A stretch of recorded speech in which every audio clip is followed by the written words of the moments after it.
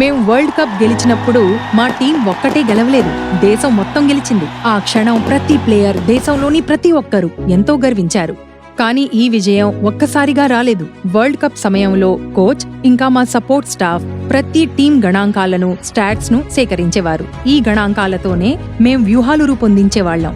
ఆపై మైదానంలోకి దిగి వాటిని అమలు చేసి చూపించేవాళ్లం. అచ్చం అదే విధంగా దేశంలో జనగణన 2027 మొదలవబోతోంది. ఎన్యూమరేటర్ మీ ఇంటికొచ్చినప్పుడు వారిని స్వాగతించండి. వారు మిమ్మల్ని కొన్ని ప్రశ్నలు అడుగుతారు. మీ జవాబులతో కొన్ని గణాంకాలు సేకరించబడతాయి. అప్పుడు ఆ గణాంకాల ఆధారంగానే దేశం విధానాలను, పథకాలను రూపొందిస్తుంది. దాంతో ప్రతి వ్యక్తికి చేరుతుంది పురోగతి, అభివృద్ధి. అందుకే ఎన్యూమరేటర్ మీ ఇంటికొచ్చినప్పుడు వారికి సరైన, ఖచ్చితమైన సమాచారం తప్పక ఇవ్వండి. ఎందుకంటే సరైన వ్యూహంతో ఎలాగైతే మ్యాచ్ గెలుస్తామో అలాగే సరైన గణాంకాలతో దేశం ముందడుగేస్తుంది.